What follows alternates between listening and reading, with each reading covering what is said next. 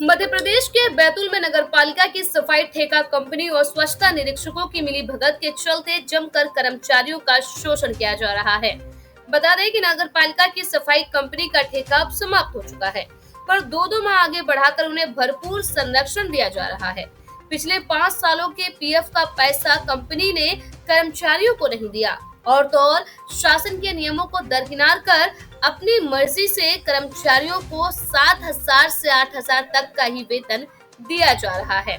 साथ ही कर्मचारियों से एक काम की तनख्वाह देकर 2 जगह के काम लिए जा रहे हैं और जब भी इसकी शिकायत जिला कलेक्टर से करने कर्मचारी पहुंचते हैं तो स्वच्छता निरीक्षक राजेश सोनी और ठेकेदार का मैनेजर मनीष यादव कर्मचारियों को शिकायत न करने और शिकायत करने पर काम से निकालने की धमकी देने पहुंच जाते हैं।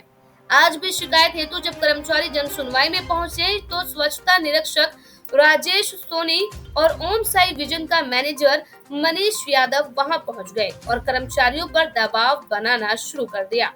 वहां मौजूद मीडिया कर्मियों ने जब इसका वीडियो बनाया तो वे चुपचाप वहां से चले गए और सीएमओ से इस बात को उठाने का बहाना मीडिया के सामने बनाते रहे। इससे साफ हो जाता है कि स्वच्छता निरीक्षक राजेश सोनी और ओम साई विजन के मैनेजर के दबाव के चलते सफाई कर्मचारियों का शोषण किया जा रहा है और आवाज उठाने पर काम से घर बिठा देने की धमकी दी जा रही है।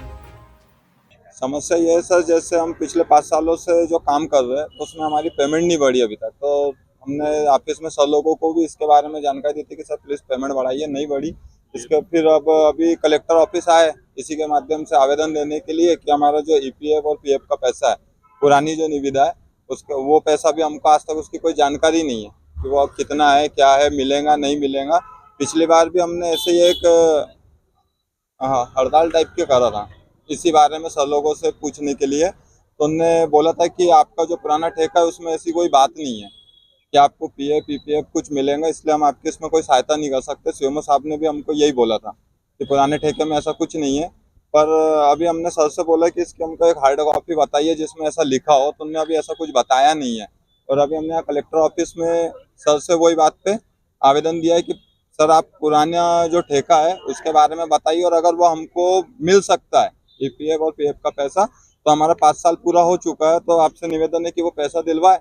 और जो नया ठेका आ रहा है उसमें हम लोगों के हिस्से संबंधित जो भी विषय है वो सर हमको बताइए और वो प्रावधान लागू कीजिए, नहीं तो पता चला इस साल भी आगे अपना ठेका होता है और हमको वो सुविधा मिले ही ना। समय समय पे इक्विपमेंट जो दिए जाते हैं कितने बार मिले आपको इन 5 सालों क्या दिए जो जाते सरकार ने? सर? वो देते हैं समय समय पे, जैसे कोई भी एक्टिविटी हो, कुछ भी हो, कर्मचारी जैसे टी शर्ट वगैरह, ग्लव्स वगैरह समय समय पे देते रहते हैं। उसमें 5 साल में कितने बार? कई बार दे दिए, 10, 15, 20 बार तो दिए हो गए। तो इसकी शिकायत आपने इसके जो कंपनी का जो मैनेजर है, ठेकेदार है, उनको बोलते हैं सर तो वो दे क्या देते हैं, बोलते हैं? वो दे देते हैं। नहीं, ये वीपीएफ और ये इसके बारे में तो अभी सर से बात हुई है, तो वो बोलते हैं कि इसका पुराने ठेके में ऐसी कोई प्रावधान नहीं है, तो ये चाहे कुछ हो जाए वो नहीं मिलेगा। नए वाले ठेके में ये प्रावधान किया गया है तो मिलेगा। हमने उनसे कहा सर पुराने ठेके में हमारा जो कलेक्टर रेट बनता होगा प्लीज वो दे दीजिए कम से कम। तो अभी वो उसके विषय में भी उन्होंने हमको कुछ नहीं बोला है। अभी कितनी तनख्वाह? सर अभी हमको 7,000 से चालू 7 से 8.5 तक के मिल रही है। जैसे जो सीनियर है उनको 8.5 दे रहे हैं, और जो जूनियर है उनको 7, और कुछ को 6 भी मिल रही है।